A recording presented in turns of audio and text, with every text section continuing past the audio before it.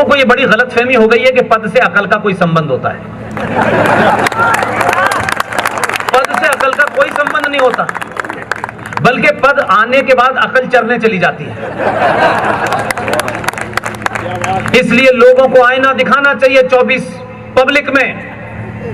जो लोग गुपचुप मंत्री बनने के लिए परेशान हैं, उस लाइन में मैं नहीं हूं। इसलिए इस सभा में भी और वहां लखनऊ के अंदर एक उप मुख्यमंत्री बैठे थे,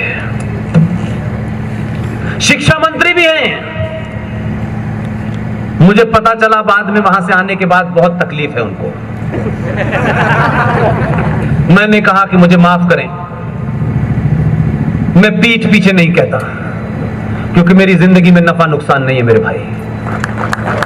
मैं नुकसान करके आया हूं, इसलिए मुझे कोई किसी पे एहसान नहीं कर रहा। पूरे देश में लोग बुलाते हैं, अपनी बातों को तथ्यों पर रखता हूं। मेरी बातचीत में किसी सत्ता के सुख प्राप्त करने की बू नहीं आती है। जिस दिन भी लगेगा उसी क्षण छोड़ दूंगा। वो खड़े हुए और उनको लगा कि यहां प्रदेश की राजधानी में हूं मैं, डाइस पे सभी लोग बैठे हुए हैं, क्योंकि नेता 4 बैठ जाते हैं डाइस पे, तो बाकी लोग ऐसे सर झुका के बात करते हैं, लगता है पता नहीं सारी सत्ता यहीं बैठी हुई है, ये हमारे भाग्य बिताता है। उठे और एक झूठा भाषण देना शुरू कर दिया, वो भी मेरे सामने।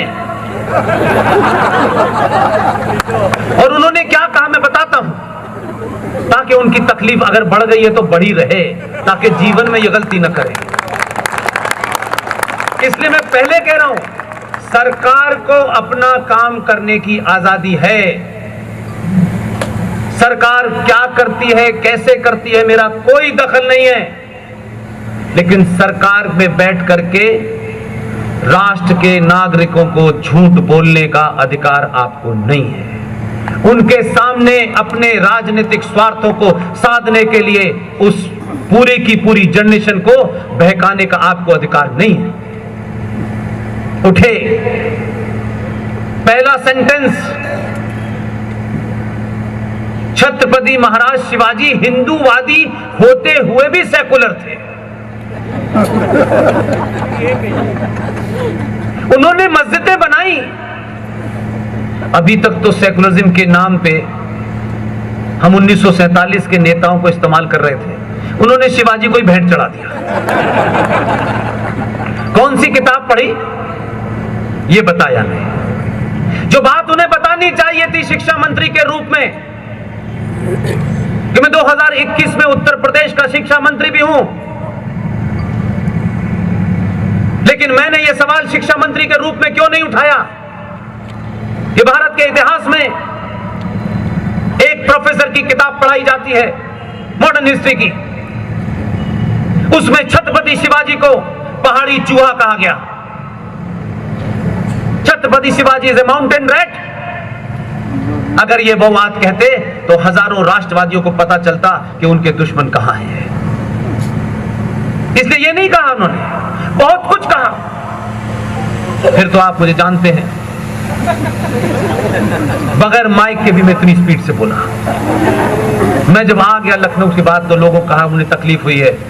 मैंने कहा ये तकलीफ इस राष्ट्र को बचाने के लिए जरूरी है। मैं अगली जनरेशन के सामने झूठा नहीं बनना चाहता, क्योंकि नेताजी का कद बहुत बड़ा है। नेताजी राष्ट्र से बड़े नहीं है। इसलिए मैं कहता हूं, पूरी शिद्दत के साथ, पूरी ईमानदारी के साथ, तथ्यों के साथ अपनी बात रखिए। दुनिया में कोई आदमी थोड़ी देर के लिए नाराज होगा, लेकिन पीठ पीछे कहेगा कि बात उसकी मुझे वक्ती तौर पे बुरी लगी, लेकिन मेरी बीमारी के बारे में सही पता के क्या है।